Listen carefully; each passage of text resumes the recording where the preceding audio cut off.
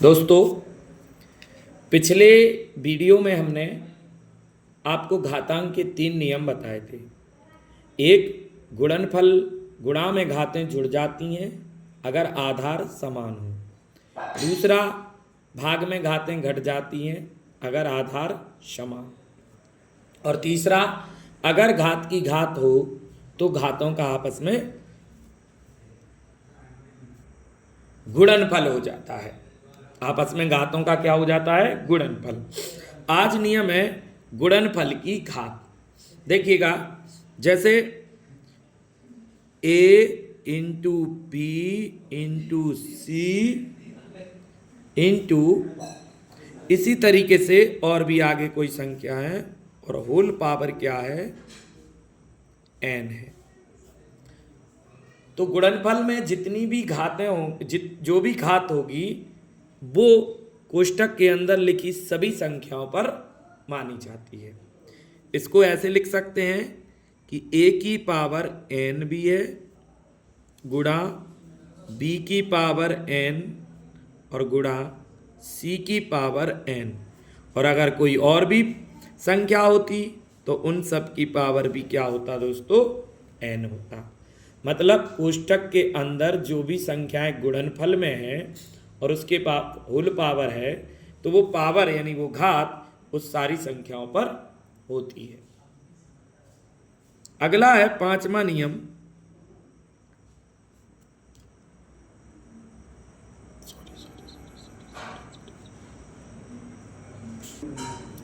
अगला नियम है घात का व्युत्क्रम नियम।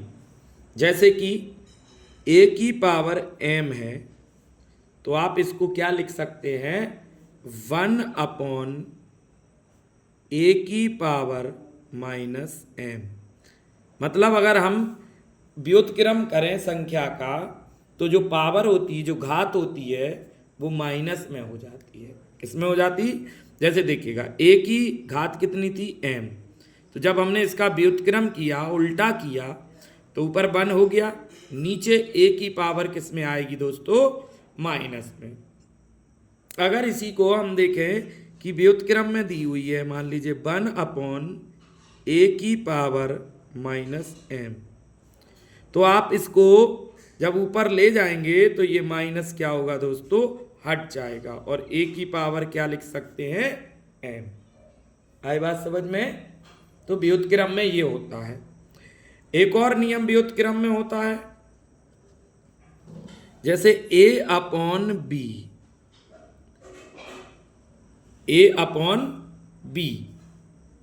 की होल पावर m है। तो अगर हम इसका व्युत्क्रम करेंगे तो ये b/ क्या होगा? a होगा। और होल पावर जो m प्लस में थी वो किस में हो जाएगी? माइनस में। और अगर माइनस में है तो हम इसका व्युत्क्रम करेंगे तो फिर से किस में हो जाएगी? प्लस में। मतलब 2 नियम होते हैं व्युत्क्रम के घातांक में। अगला नियम घातांक में है घातांक का शून्य होना। जैसे कि यहां पे देखिएगा a की पावर 0 है, तो जब किसी की भी घात 0 होती है तो उस पूरे का मान क्या हो जाता है दोस्तों? 1 हो जाता है। क्या हो जाता है? 1। a की पावर 0 तो आप उसका मान क्या हो जाएगा? 1 हो जाएगा। जैसे कि देखिएगा 5 की घात 0 है तो इस पूरे का मान क्या हो जाएगा? 1 हो जाएगा। समझ रहे ना? अगला 7वां नियम है घातांक में व्युत्क्रम घात नियम। मतलब आप घात का व्युत्क्रम करेंगे।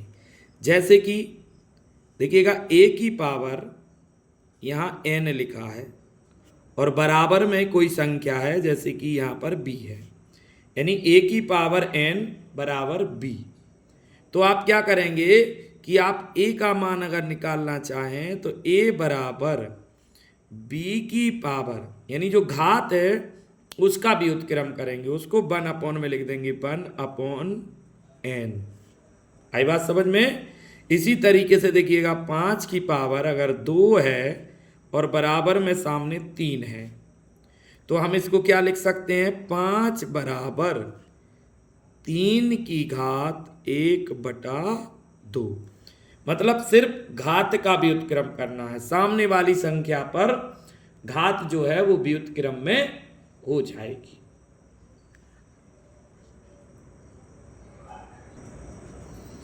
एक और घात का नियम है जो व्युत्क्रम होगा, जैसे कि a की पावर लिखा हुआ है 1/n और बराबर में b, तो भाई इसका भी आपको व्युत्क्रम करना है, तो a बराबर आप क्या लिख सकते हैं, b की पावर n/1 और 1 का हम जो डिवाइडेशन करेंगे n में तो n ही बचेगा, अर्थात a बराबर b की पावर n हो जाएगा। एग्जाम्पल देखते हैं इसी का, जैसे कि x की पावर 1/2 है और बराबर में कितना है, 3। तो हम अगर देखें x बराबर निकालेंगे तो 3 की पावर 2/1 होगा। अब हम 1 का भाग 2 में देंगे तो क्या बचेगा भैया, 3 की घात 2। अब 3 की घात 2 बचा है तो इसको हम क्या लिखेंगे, 3 गुणा 3, अर्थात x बराबर क्या होगा, 9। तो दोस्तों वीडियो अगर आपको पसंद आया हो तो लाइक करें, सब्सक्राइब करें, कमेंट बॉक्स में कमेंट जरूर करें और बेल आइकन जरूर दबाएं, जिससे नई वीडियो आपके पास तुरंत पहुंचे। और अगर वीडियो को फेसबुक पर देख रहे हैं तो मेरे पेज को फॉलो जरूर करें। जय हिंद, जय भारत। मिलेंगे अगली वीडियो में करणी के नियमों के साथ और फिर हम आपको इनके क्वेश्चंस कराएंगे। दोस्तों नमस्कार, जय हिंद, जय भारत।